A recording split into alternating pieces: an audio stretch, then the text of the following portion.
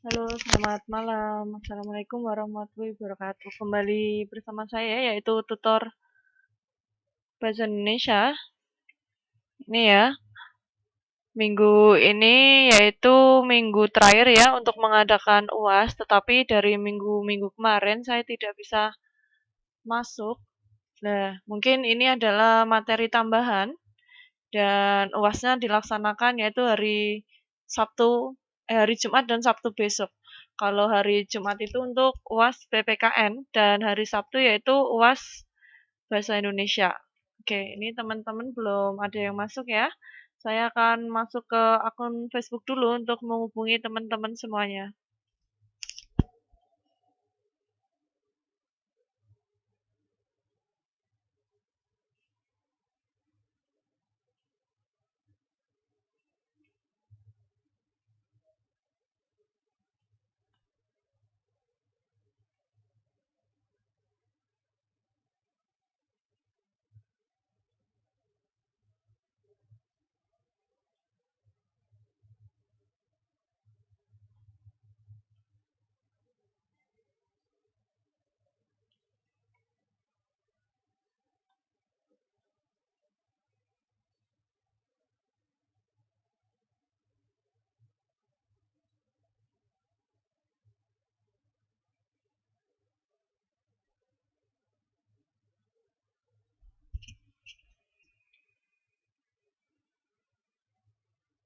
Oke, tetap saya tunggu ya.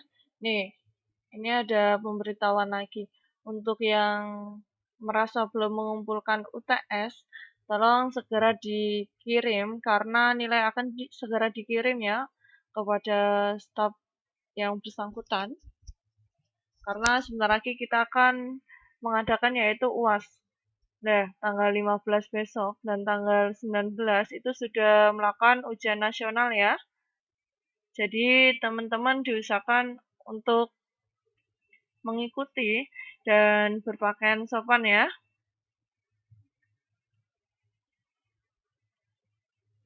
Semoga nanti teman-teman bisa mengerjakan soal-soal yang ada karena apa ya?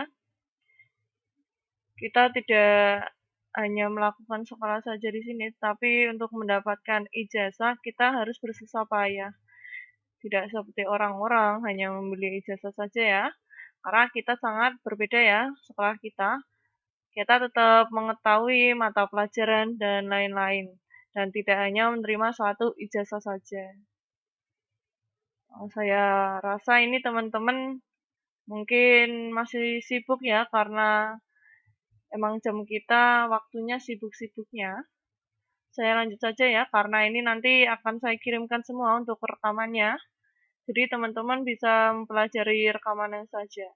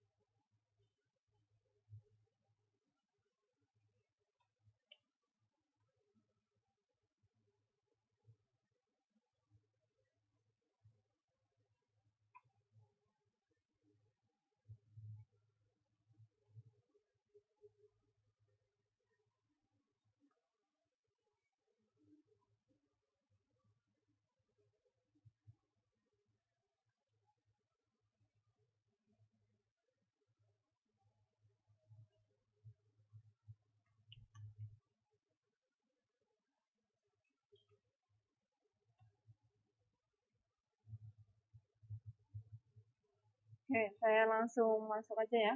Kita kemarin sudah membahas pada satu sisi ya. Nah, ini nanti lanjut yaitu dengan cara penulisan surat ya. Saya geser lihatin materinya. Karena ini nanti adalah materi terakhir yang akan kita bahas.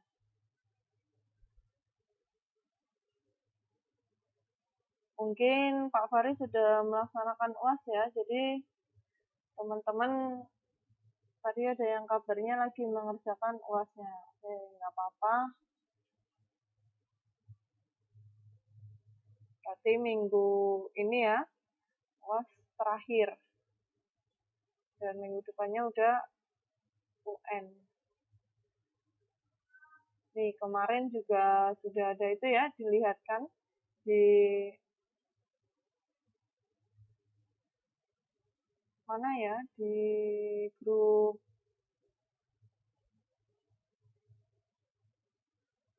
ya, di grup pendidikan kesetaraan Taiwan. Itu kemarin dilihatkan ya, yaitu ujian nasional yang dilaksanakan di Jakarta. Nah, itu adalah teman-teman yang saat itu kontraknya sudah selesai, jadi dia sudah bisa ujian di negara kita sendiri. Mungkin teman-teman yang sudah mendapatkan ijazah nantinya tidak pergi ke luar negeri lagi ya, karena mungkin bisa mencari pekerjaan yang lebih dekat lagi dengan keluarga. Nah, mungkin seperti itu ya.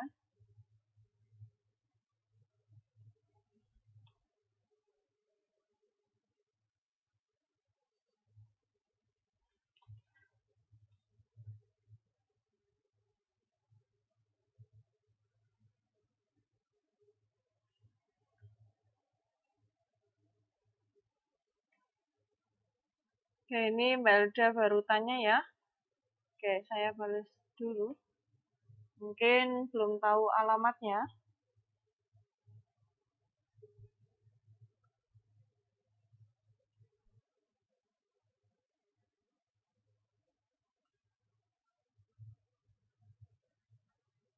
Nih,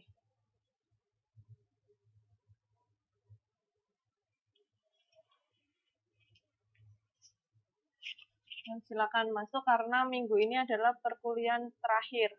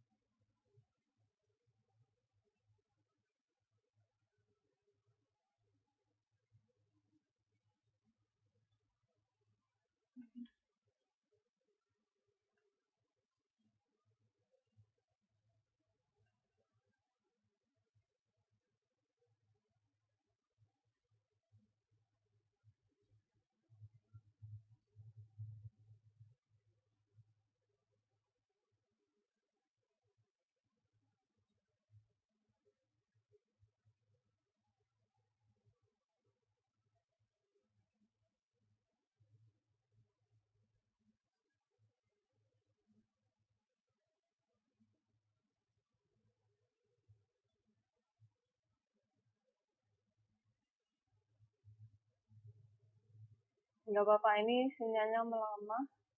Udah, mau gimana lagi ya? Tetap dilanjutkan atau gimana ini?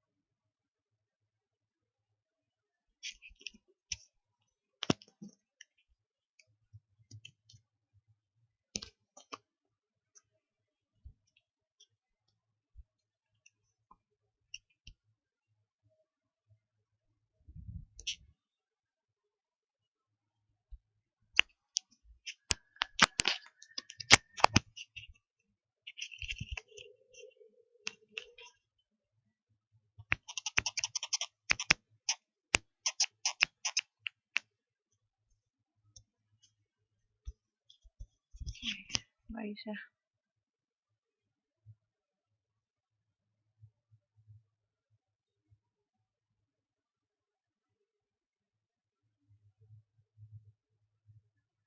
Halo, selamat malam Mbak Aisyah.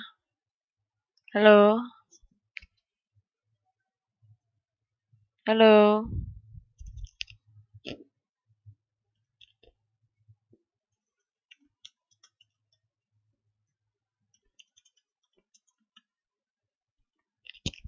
Oke, malam. Oke, ini saya mau ngasih pengumuman terlebih dahulu ya. Nih, Mbak Aisyah itu belum ngumpulin UTS-nya ya, UTS Bahasa Indonesia maupun PPKN. Halo? Halo Mbak Aisyah.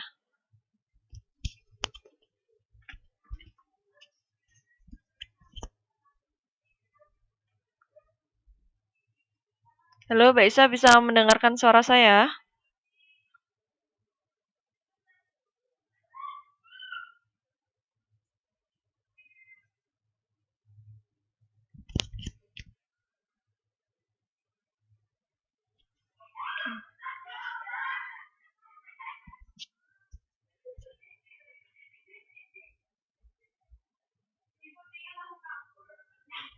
Oke. Gini ya Mbak Aisyah, untuk pengumpulan UTS itu batasnya sampai tanggal 14. Jadi sampai Sabtu ini ya. Jadi teman-teman dikasih tahu, ini yang kurang mungkin yang belum semuanya yaitu Mbak Aisyah. Untuk Mbak Elda dan Mbak Dwi itu sudah mengumpulkan UTS PPKN-nya. Jadi menusul untuk UTS Bahasa Indonesianya.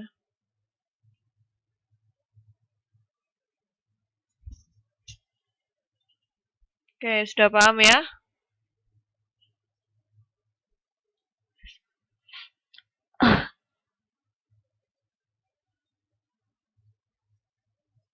Aduh, Mbak Elda ini ya laptopnya lagi dipakai neneknya nonton Korea.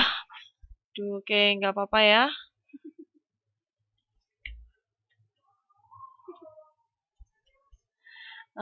Kalau bisa sih diusahakan untuk masuk ya Mbak. Karena malam hari ini adalah mata pelajaran yang terakhir ya. Maksudnya emang ini adalah bahasa Indonesia yang terakhir. Besok PPKN sudah tidak ada karena sudah memasuki UAS. Oke, ini Mbak Isa sudah masuk lagi ya. Nih, Mbak Isa kalau bisa itu ya, paling lambat tanggal 14 sudah dikumpulkan, sanggup nggak Mbak Isa?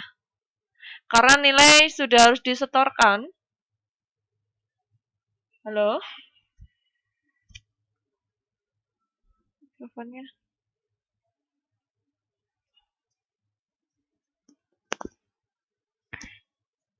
Gimana, Mbak Isa? Bisa kan? Karena cuman kurang Mbak Isa aja sih untuk mata pelajaran PPKN. Mungkin kalau yang UTS Bahasa Indonesia tiga-tiganya belum ya. Ini malah Mbak Elda tidak bisa masuk karena laptopnya lagi dibuat nonton sama neneknya. Oke, nggak apa-apa ya. Mungkin kita belajar berdua aja ya, nggak apa-apa. Karena materi kita sudah selesai. Mungkin mau ada yang ditanyakan, bisa ditanyakan. Jika tidak ya, ya ini materinya hanya ada di modul saja. Mungkin besok untuk UN-nya itu soalnya hampir sama dengan yang saya kasih karena saya mengambil soalnya itu sedikit itu dari latihan-latihan UN yang ada. Mungkin teman-teman bisa mempelajari lagi. Pokoknya saya ingatkan terus bagi yang belum mengumpulkan UTS tolong segera dikumpulkan karena nilai akan segera dikirim, yaitu untuk dijadikan nilai rapot nantinya.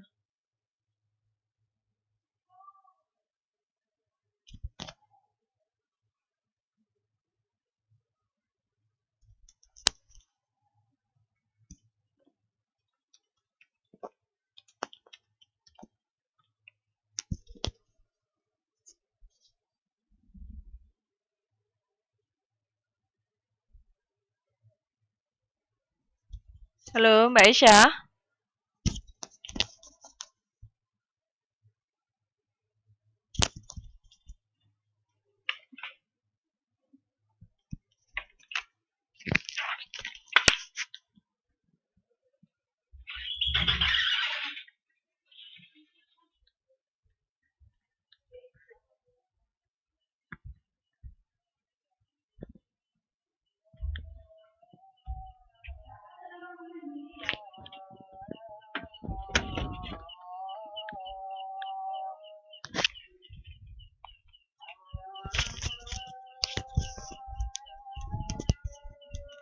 Oke, saya sudah menemukan sinyal yang pas ya. Ini saya ke atas.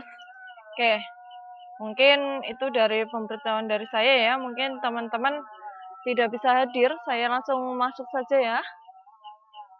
Nih, kita masuk pada antonim kata karena kemarin kita belum sempat membahas. Di sini yaitu membaca umum untuk memahami isi teks atau bacaan. Jadi memahami suatu teks bacaan dari cerita ya. Nah, di sini yaitu memahami isi bacaan, yaitu berarti menangkap seluruh isi bacaan. Dengan kata apa? Yaitu menangkap bacaan dengan jelas dan dengan benar. Bukti lain adalah memahami suatu bacaan adalah kesanggupan untuk memberikan tanggapan-tanggapan. Di sini ada beberapa ya. Untuk sampai pada tahap menanggapi bacaan, kita memerlukan yaitu daya kritis. Di sini yaitu memahami isi bacaan ada 5 ya. Yaitu menjawab pertanyaan-pertanyaan yang berkenaan dengan bacaan itu. Jadi menjawab sesuai dengan bacaan yang kita sudah baca. Jadi ini adalah materi bab awal ya, yaitu pada membaca suatu cerita ya. Jadi kita menjawab sesuai yang ditanyakan. Jadi sesuai dengan topik yang dibicarakan. Yang kedua, memahami setiap bagian bacaan. Jadi kita melihat sedikit demi sedikit ya bacaan tersebut kita pahami, bahkan kita resapi dan dibaca berulang-ulang sehingga kita dapat memahami dari cerita tersebut. Yang ketiga yaitu membedakan antara fakta dan pendapat. Nih biasanya kita tertukar ya fakta dengan pendapat. Kalau fakta itu sudah real, kalau pendapat itu baru suatu pembicaraan yang nantinya akan diusahakan menjadi suatu kita contohnya saja, kalau fakta hari Senin adalah hari kemerdekaan nasional, ibaratnya kayak gini, 17 Agustus adalah hari kemerdekaan kita. Nah, itu adalah fakta. Nah, mungkin dari pendapat yaitu tanggal 17 Agustus nanti diadakan suatu lomba. Lah itu baru pendapat dan belum tentu dilaksanakan. Itu adalah bedanya fakta dan pendapat. Yang empat yaitu membuat simpulan atas bacaan itu. Jadi membuat satu simpulan yaitu dari bacaan yang sudah dibahas. Ini adalah kemarin ya sudah kita bahas. Ini yang terakhir, mengembangkan bacaan itu ke dalam bentuk tulisan. Jadi dikembangkan lagi ya, yaitu sesuai dengan kata-kata kita sendiri. Duh, malah jalan sendiri ya.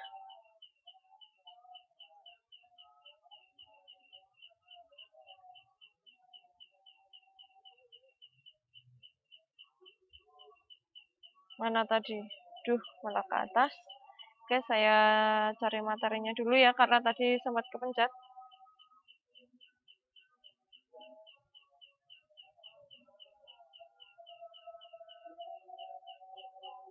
Nah, ini juga ada yaitu surat resmi dan surat pribadi. Bisa dilihat ya ini ya. Ini adalah surat resmi. Kalau surat resmi itu biasanya ada kopnya. Nih, contohnya di sini ya. Yaitu ini adalah organisasi siswa Sekolah Dasar Negeri 1 Merdeka. Nah, kalau surat resmi itu biasanya ada kopnya. Kalau tidak itu biasanya yang surat biasa itu tidak ada kopnya. Mungkin bedanya seperti itu. Nah, ada juga di sini ya. Ini ada nomor lampiran. Nah, kalau di surat biasa itu tidak ada. Di sana dicantumkan langsung ya, mungkin tanggalnya dan mungkin langsung isi dari suratnya tersebut. Nah, itu adalah bedanya surat resmi dan surat pribadi. Lah ini Ini adalah urutan-urutan dari pembuatan surat resmi. Bisa dilihat ya, dari kop maupun kepala surat. Ini biasanya alamat ya, berisi apa ya namanya, CV-nya ya, yaitu perusahaannya dan alamat perusahaan. Yang dilanjut dengan tanggal, yaitu tanggal pembuatan surat tersebut. Untuk nomor, itu biasanya dibuat suatu arsip ya pada suatu perusahaan maupun instansi ya.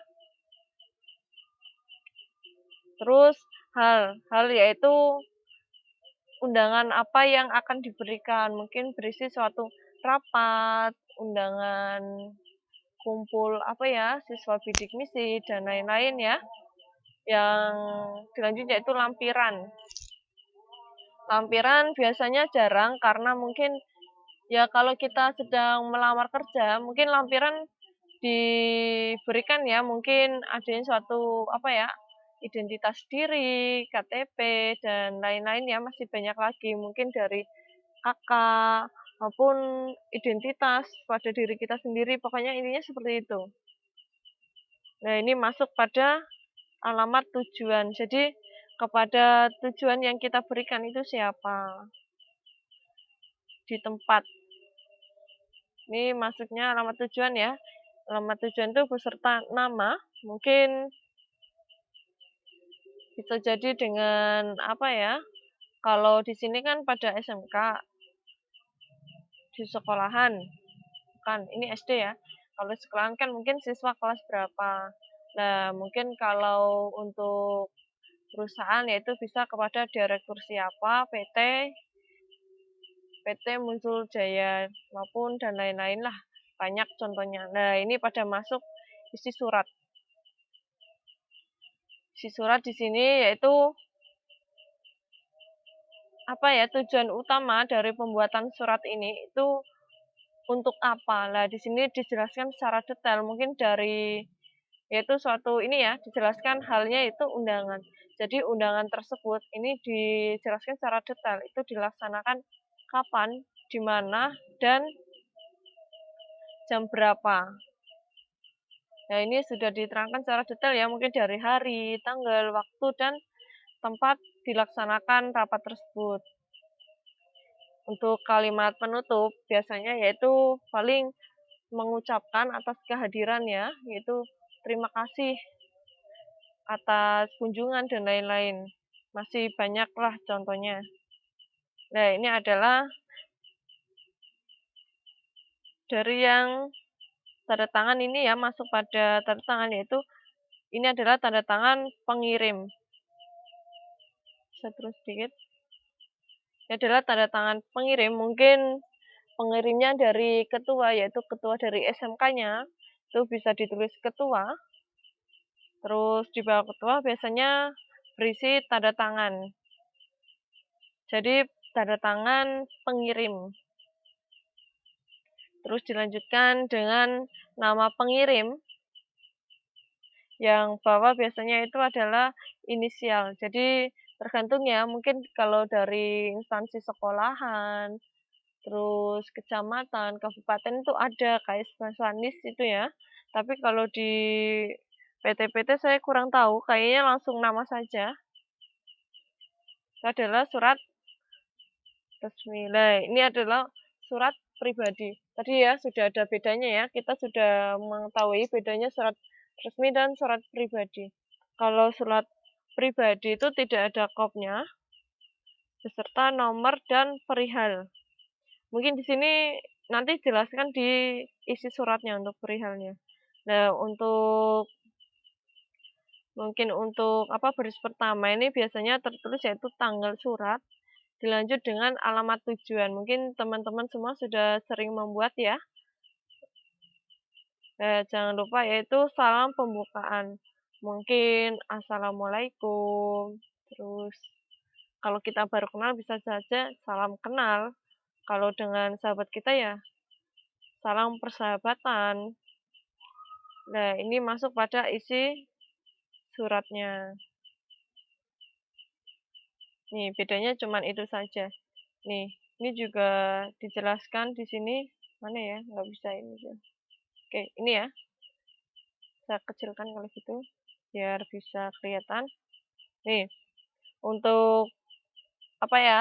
Tanda tangannya maupun yaitu si pengirim di sini memberikan yaitu salamku. Mungkin dariku bisa saja. Terus penggemarmu bisa seperti itu ya. Terus dilanjut dengan tanda tangan dan nama pengirim. Nah, itu tadi ya perbedaan antara surat resmi dan surat pribadi.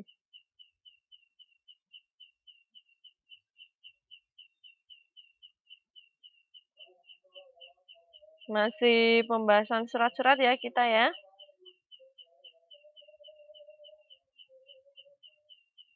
Nah, ini.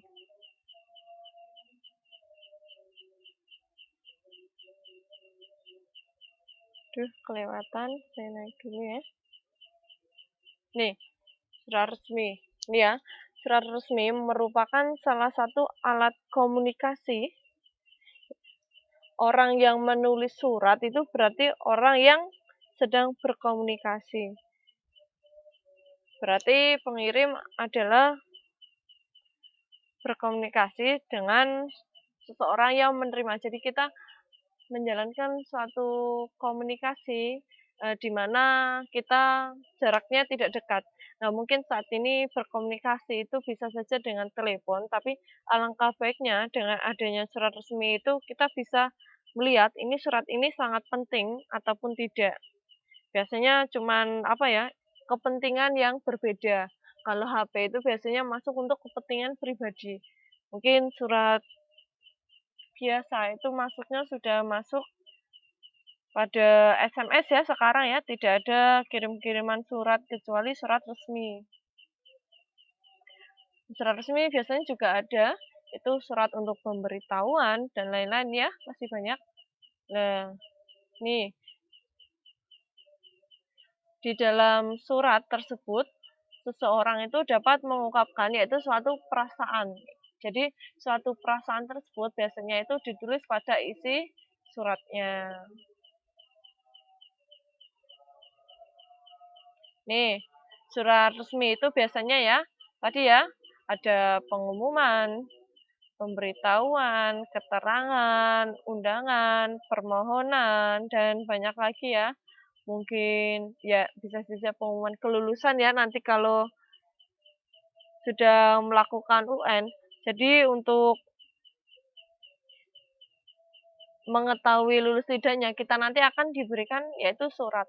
Nah, surat tersebut itu tergolong menjadi surat resmi.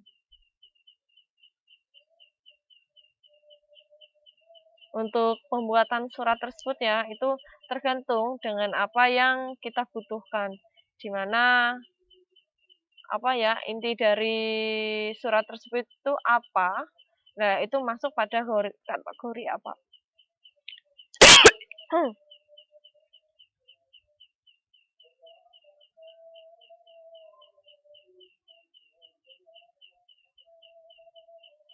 Nah, ini tadi perbedaan surat resmi dan surat pribadi. Itu ada dua opsi ya kalau dari saya, yaitu tadi ya, perbedaan dari kopnya, terus perihalnya tadi ya, dari nomornya. Kalau surat pribadi kan tidak ada. Nah, selain itu, di sini dijelaskan yaitu dalam penggunaan bahasa. Jadi kalau di surat resmi itu lebih apa ya, lebih formal lagi ya dalam penggunaannya. Tapi kalau surat pribadi itu bisa menggunakan kata-kata gaul. Zaman sekarang itu sudah bisa. Oke, nggak apa-apa Mbak Elda nggak bisa masuk ya. Oke, saya terima. Oke, lanjutkan saja ya.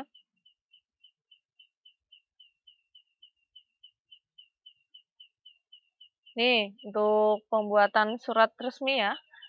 Di sini dijelaskan bahwa bahasa yang digunakan dalam surat resmi yaitu harus bahasa baku maupun bahasa Indonesia yang baik dan benar.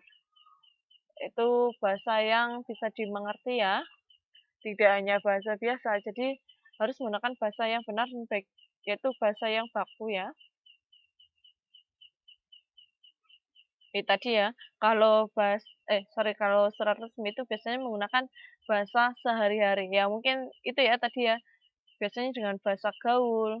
Mungkin surat pribadinya seperti ini. Hai Mbak Aisyah, aku suka sama kamu. Nah, itu merupakan bahasa apa ya? Bahasa biasa lah, maksudnya nggak bahasa baku. Mungkin seperti itu isinya ya, mungkin. Terus bagaimana kabar kamu? Sekarang udah naik kelas atau belum? Lah itu masuk pada bahasa sehari-hari ya, maupun bahasa tidak baku. Untuk bentuk-bentuk tulisannya itu tadi ya sudah dilihat kan, urut-urutannya dari kop, terus tanggal, terus lampiran, dan hal, sampai penerima. Ini ya, ini adalah contoh-contoh penggunaan surat. Ini ada 4 surat ya, ini masuknya yaitu surat resmi ya. Surat undangan. Surat undangan adalah surat yang berisi ajakan atau permintaan agar si penerima turut serta pada kegiatan yang diadakan oleh pihak pengirim surat. Nih, undangan. Kalau mungkin di tempat saya ya, itu biasanya undangan pemberitahuan pembayaran SPP. Itu maksudnya SPP bulanan ya. Lah, di dalam surat itu biasanya itu yaitu suatu undangan tersebut itu memberikan suatu pemberitahuan, lah yaitu agar seseorang maupun penerima surat itu agar ikut serta dalam apa ya, acara yang diadakan oleh si pengirim. Mungkin agar hadir untuk ke sekolahan. Nah, ini masuk pada surat permohonan. Surat permohonan ini berisi suatu permintaan terhadap si penerima mengenai sesuatu hal. Nah, kalau permohonan ini saya ambil contoh ya. Mungkin pengambilan hak milik. Pengambilan hak milik. Mungkin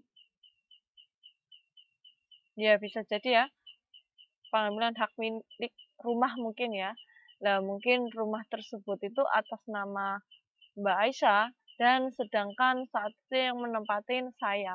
Nah, dengan adanya suatu permohonan biasanya diberikan oleh apa ya, seseorang yang lebih tinggi yaitu dari kepolisian agar apa ya, pengambilan alih rumah tersebut diambil oleh Mbak Aisyah kembali. Nah, itu adalah surat dari permohonan. Masuk pada surat lamaran. Ini ya, surat lamaran ditulis seseorang kepada suatu perusahaan atau instansi untuk menawarkan keahlian, kemampuan, jasa agar dapat diterima menjadi pegawai di tempat tersebut. Nih, saya jelaskan ya, pada pembuatan surat lamaran kerja. Nah, tadi kan ada suatu lampiran.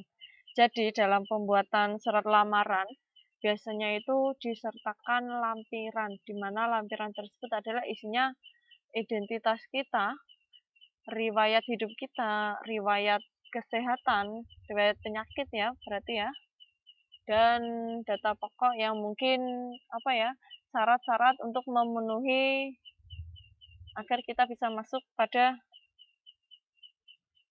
instansi yang dituju. Nah, bisa jadi apa ya tadi ya, lampiran tersebut suatu apa ya, ini ada kemampuan, jadi berisi kayak sertifikat-sertifikat apa ya, pengalaman kamu kerja sebelumnya. Masuk pada surat perjanjian. Nah, surat perjanjian itu dibuat apabila ada dua belah pihak saling berkaitan dan menyatakan sepakat satu urusan. Nih, setahu saya ya, yaitu jual beli rumah, terus peminjaman uang. Nah, dari kedua belah pihak tersebut itu sudah menyatakan bahwa mungkin menyewakan rumah. Nah, itu kita bisa melihat ya dari pihak satu yaitu pemilik rumah yaitu memberikan rumah dan pihak kedua yaitu menerima rumah dan merawat rumah sebagaimana memberikan uang ke pihak satu sesuai dengan perjanjian yang diadakan. Nah, di situ dalam pembuatan surat perjanjian itu sudah diberikan suatu pendorong satu undang-undang agar nantinya jika dari salah satu pihak ada yang menyeleweng, artinya tidak sejalan dengan apa yang dibuat, maka itu bisa dilaporkan. Biasanya seperti itu ya. Nah, itu adalah surat resmi maupun surat pribadi. Nih, tadi ya, kita sudah membahas dua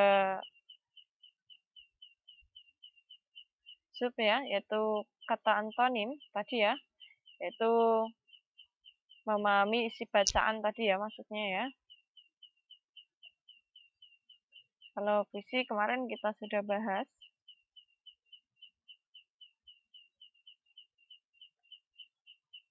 Ini mungkin teman-teman bisa latihan ya.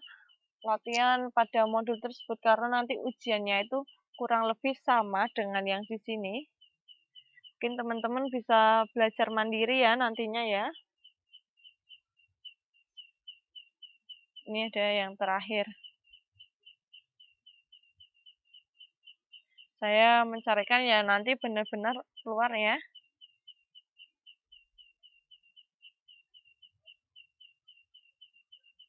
Pidato sudah dibahas.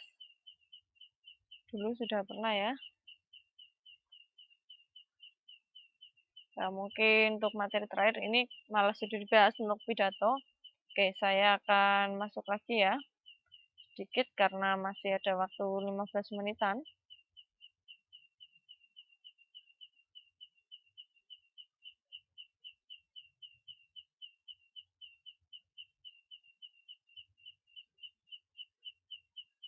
Ini masuk pada drama pendek. Ini adalah drama ya. Nah, drama itu biasanya berisi suatu percakapan. Di mana percakapan tersebut itu ada titik alurnya. Jadi sudah ditetapkan ya mungkin di sini ya. Contohnya ini berada di rumah. Jadi drama tersebut akan dimulai jika seseorang itu berbicara dengan mendapatkan umpan balik. Jadi kita berbicara dengan si A dan si A menjawabkan.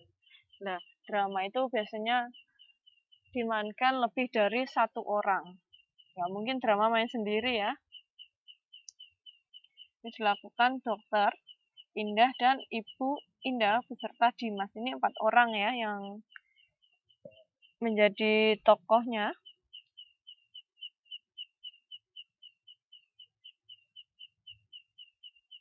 Nah, ini yang pokok-pokoknya aja.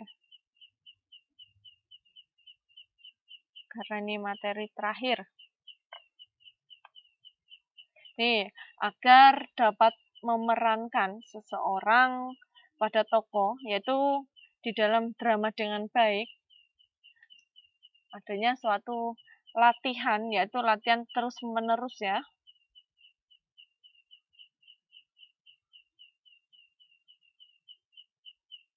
Nih, perhatikan latihan maupun perlatihan yang dapat dilakukan sebagai berikut. Ini ada 3 pokok, yaitu pelatihan membaca, di mana pelatihan ini bertujuan agar pemain mempunyai penafsiran yang sama terhadap naskah drama. Jadi, pertama-tama kita harus memahami isi bacaan tersebut. Nah, kita membaca dengan baik dan benar, sehingga nanti kita akan maju tanpa adanya suatu teks. Jadi, nanti ya kita masuk pada pelatihan penghafalan. Tapi untuk fokusnya untuk membaca, yaitu memahami, yaitu bacaan dengan benar,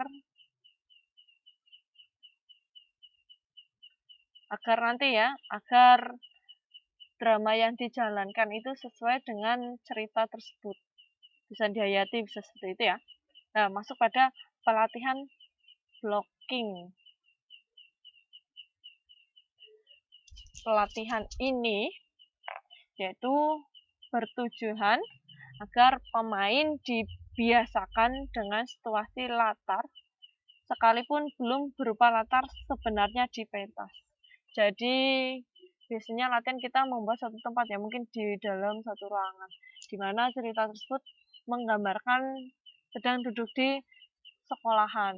Nah, kita bisa mencontohkan di dalam ruangan tersebut, kita bisa menjejer bangku, nah di mana itu adalah belum latar sesungguhnya. Jadi menggunakan properti seadanya untuk mempraktekkan agar membantu nantinya ya, agar lebih gampangnya nanti untuk menjalankan suatu drama sebenarnya pada latar yang ada. Jadi untuk apa ya, melemaskan, membiasakan. Poin C, pelatihan menghafal. Tadi ya, pelatihan membaca itu biasanya sepaket dengan menghafal. Pelatihan ini bertujuan agar seseorang harus dapat menguasai naskah sehingga penjiwaan karakter tokoh dapat dijiwai dengan sempurna. Nih, yaitu penghafalan tadi ya. Itu agar seseorang dapat menjiwai karakter tokoh di mana dengan sempurna. Nah, penghafalan tersebut seolah-olah kita itu sedang menjalankan kehidupan aslinya. Tidak hanya membaca saja ya, tetapi menjalankan suatu cerita sebenarnya kita di dalam apa ya, dunia aslinya. Kalau kita kan saat ini bukan drama ya, kalau kita itu real, fakta. Kalau drama itu biasanya cerita dari cerita nyata yang diambil dan diperankan seseorang yang berbeda. Nah, itu adalah drama ya. Itu tadi ada 3, yaitu pelatihan membaca, pelatihan blocking, dan pelatihan menghafal.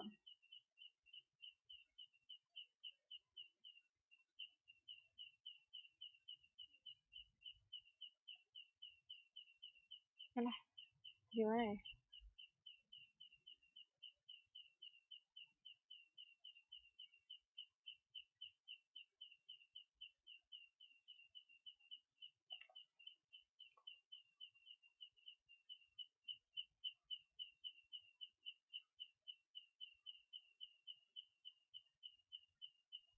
Untuk pidato tidak usah ya, karena sudah dibahas ya. Atau dibahas ya. Oke, saya bahas sedikit ya. Nih, untuk pidato. Ini ada contoh ya. Mungkin pidato perpisahan. Mungkin bisa dilakukan oleh seseorang ya. Kalau untuk perpisahan biasanya yaitu dilakukan oleh ketua panitia, ketua kelas, adik kelas, guru yang mengampu, bisa seperti itu ya. Nah, terus hari ketetapan. Saat perpisahan itu tanggal berapa? Nih, kita harus tahu inti dari pidato.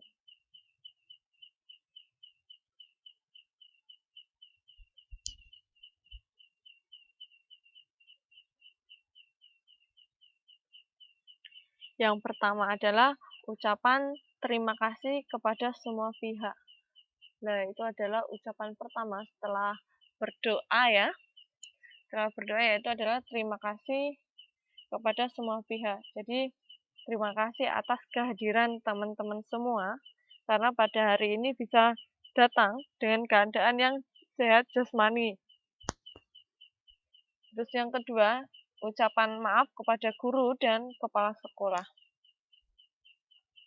Yaitu diberikan, biasanya kan kita berbuat salah ya selama 3 tahun, di mana kita meminta maaf atas perilaku saat mereka masih sekolah.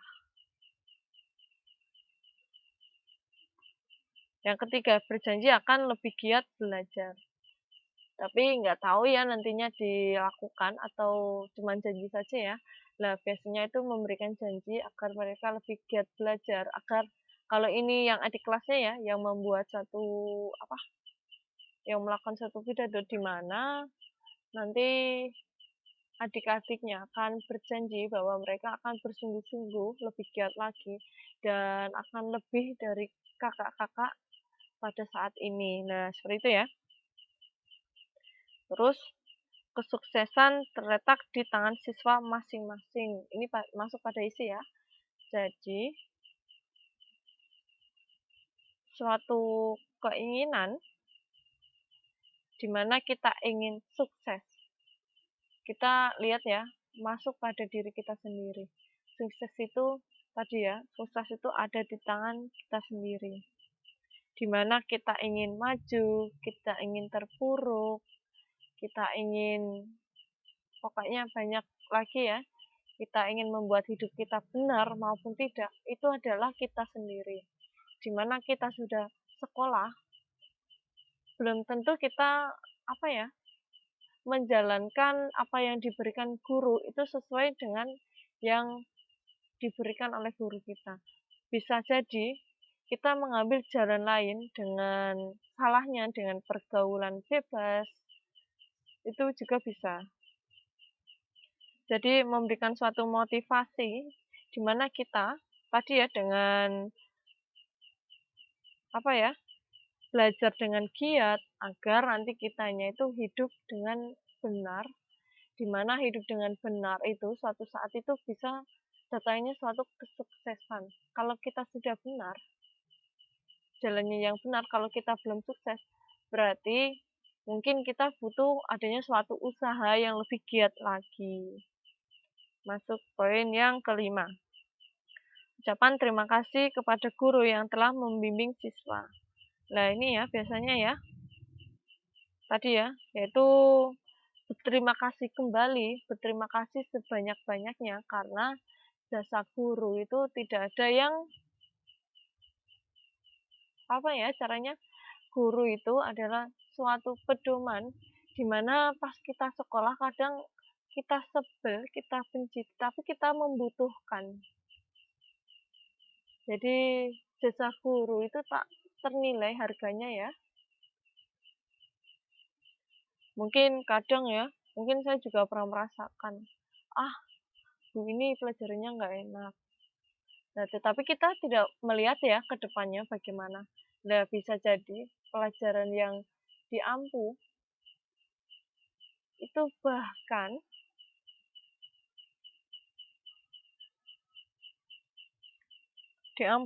bahkan membuat mereka bisa sukses.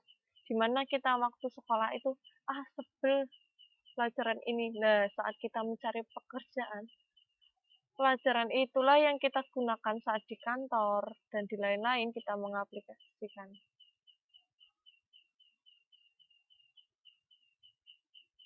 Itu tadi ya. Terus yang terakhir, permohonan doa dan keselamatan dari semua pihak. Semoga harapan dan cita-cita bisa dikabulkan.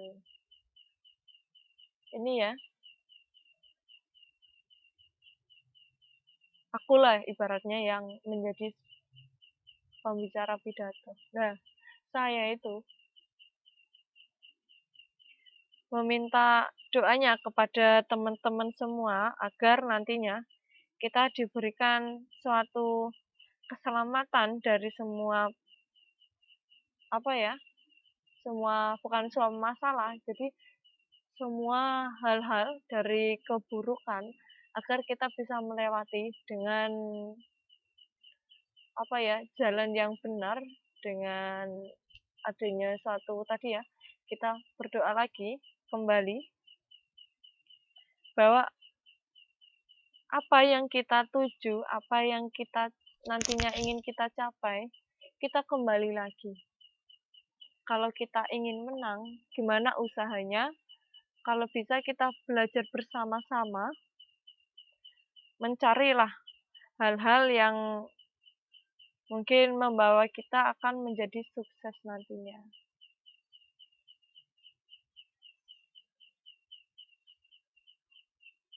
Itu adalah permohonan doa untuk semuanya. Mungkin saya rasa mungkin itu saja ya. Mungkin Mbak Isa ada yang ditanyakan.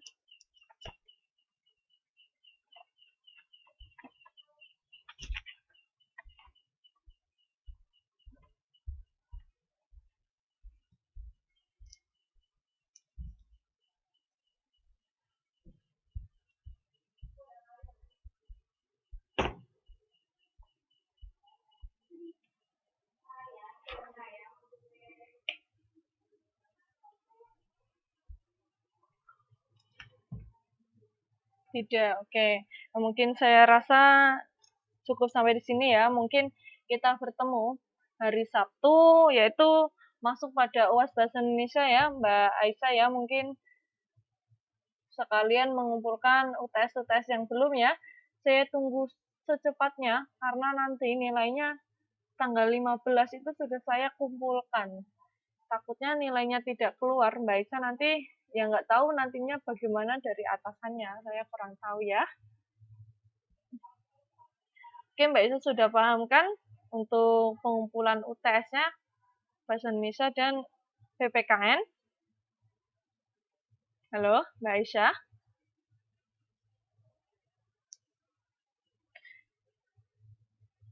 Oke, mungkin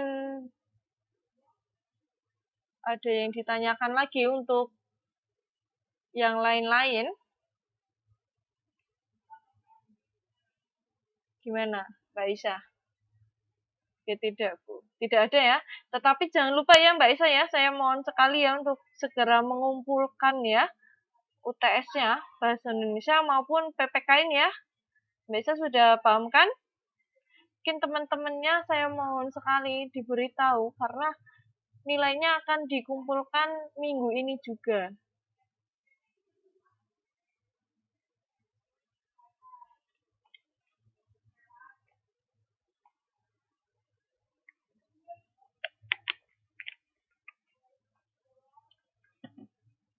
Mungkin materinya cukup sampai di situ karena aslinya bahasa Indonesia itu sudah kita bahas semua. Mungkin kita belum sempat latihan soal-soalnya, malahan ya. Ini adalah cuma contoh-contoh saja. Ini. Mungkin sudah tidak ada lagi ya.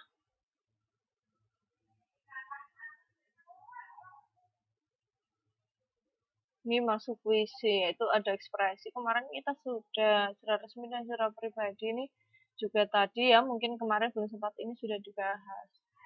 Terus mencatat pokok-pokok isi berita sudah, itu adalah pertama. Terus menemukan makna pada suatu cerita sudah. Saya rasa emang sudah semua ya. Mungkin yang belum selesai itu malah PPKN kurang satu bab. Mungkin kurang sub-subnya aja ya, karena globalisasi sudah. Jadi ya itu ya, politik luar negeri kita belum lah.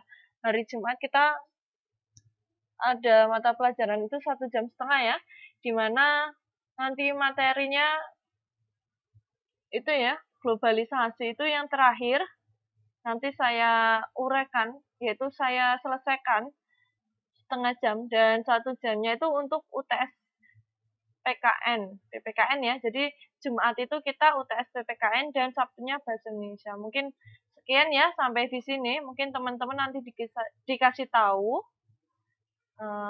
Oke, sudah dulu ya. Wassalamualaikum warahmatullahi wabarakatuh. Selamat malam. Semoga hari ini ilmu yang kita dapatkan bermanfaat ya. Amin.